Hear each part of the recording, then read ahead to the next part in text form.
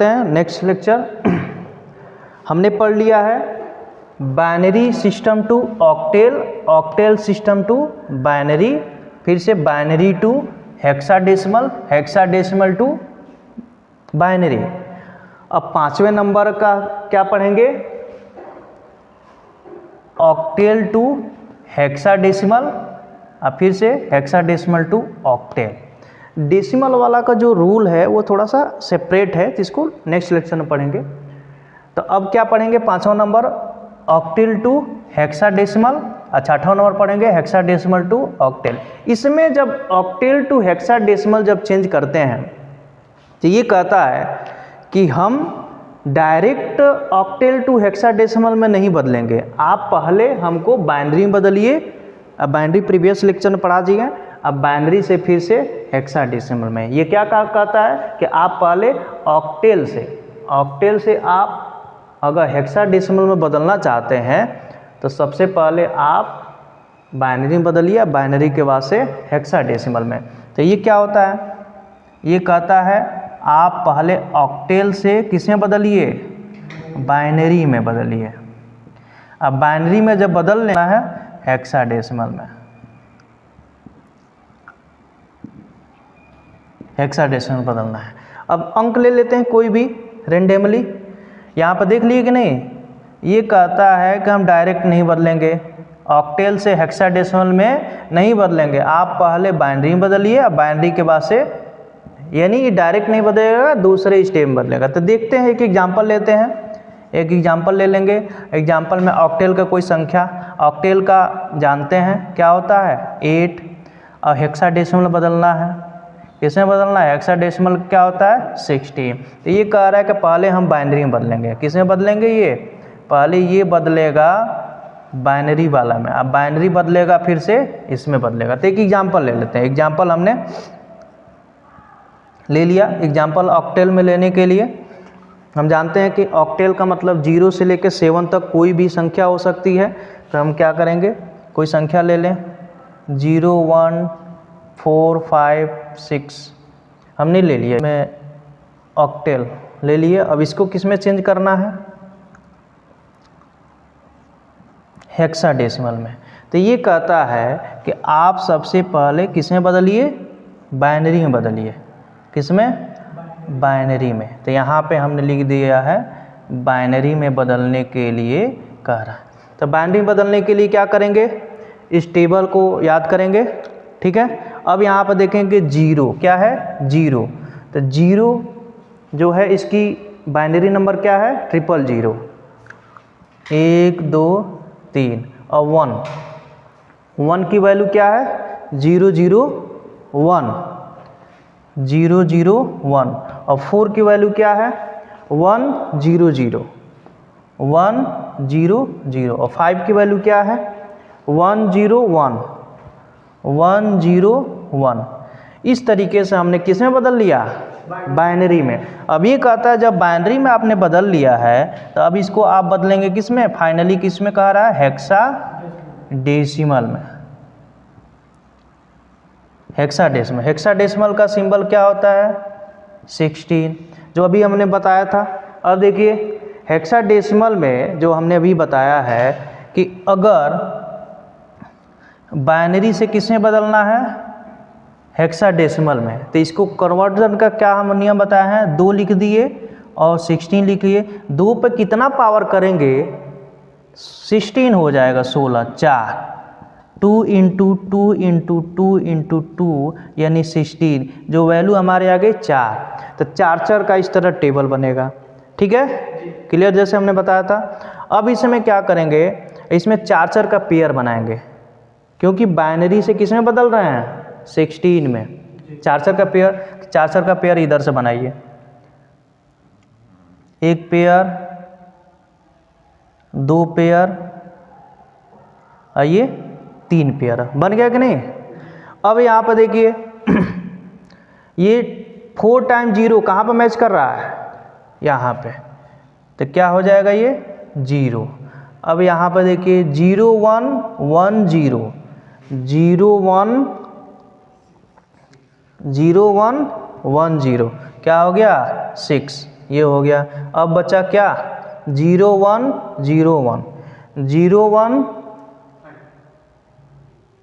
0 1 0 1 कहाँ पहुँच गया 5। तो ये बड़ा ना होकर यहाँ पे आपने चेंज कर लिया, तो वैल्यू हमारी क्या आ गई। इसको जब ऑक्टेल टू हेक्साडेसिमल बदले हैं तो हमारी वैल्यू क्या आ गई 065। ये आपका आंसर आ गया। क्लियर। अब नेक्स्ट लेक्चर में देखते हैं कि हेक्साडेसिमल टू ऑक्टेल कैसे कन्वर्ट करते हैं। ठीक है, हेक्साडेसिमल टू ऑक्टेल। ये भी कहता है हेक्साडेसिमल का जो सिंबल होता है बेस में 16 और ऑक्टेल का हो गया बेस में 8। ये भी कहता है कि आप हमें चेंज करना है तो हेक्साडेसिमल से ऑक्टेल में बदलना है तो आप पहले बाइनरी में बदलिए, आप बाइनरी के बाद से तब ऑक्टेल में बदलिए। जैसे एग्जांपल लेते हैं, कोई भी संख्या ले लेते हैं, जैसे ले लिया 75D। ठीक है, 75D ले लिया। अब इसको चेंज करना है किस में, ऑक्टेल में। तो ये क्या कहता है कि हम डायरेक्ट नहीं चेंज होंगे, किस में चेंज होंगे, बाइनरी नंबर में। तो इस साइड हम बाइनरी संख्या लिखेंगे, बाइनरी बदलने के लिए पता है बाइनरी का बेस 2 होता है। अब 7 देखेंगे, अब 16 का हम बाइनरी में देखेंगे। अब ये भी चीज़ हम देख रहे हैं कि 16 है तो 16 और 2 कितना इस पे घात करेंगे तो बराबर हो जाएगा 4। तो 4 का आएगा ना, तो पेयर कितना बनेगा 4। तो इसमें देखेंगे 7 कहाँ पे, यहाँ पे है। तो 7 की वैल्यू क्या हो जाएगा 0 1 1 1 0 1 1 1। अब देखेंगे 5 की वैल्यू क्या आ गया 0 1 0 1 0 1 0 1। ठीक है, अब क्या हो गया वैल्यू D की वैल्यू कितना है 1 1 1 1 0 1 1 1 0 1। ये हमने हेक्साडेसिमल से बाइनरी में चेंज कर लिया। और जब बाइनरी में चेंज कर लिया, अब बाइनरी से किस में करेंगे, ऑक्टेल में। बाइनरी से किस में करेंगे, ऑक्टेल में। अब बाइनरी से किस में करेंगे, ऑक्टेल में। अब ये बताइए कि 2 और 8 कितना घात किया जाए कि बराबर हो जाए 3 करेंगे ना, तो पेयर भी कितना बनेगा 3। तो 3 का पेयर बना लीजिए इधर से, 1 पेयर 2 पेयर 3 पेयर और 3 पेयर बन गया कि नहीं 3 का। अब यहाँ पर देखिए 1 0 1, चाहे इधर ही से लिखिए 0 1 1, इसमें मिलाएंगे 0 1 1 0 1 1। किसकी वैल्यू है 3 की वैल्यू। अब देखिए यहाँ पे 1 0 1 1 0 1 1 0 1 5। लग रहा है समझ आ गया पूरा, है।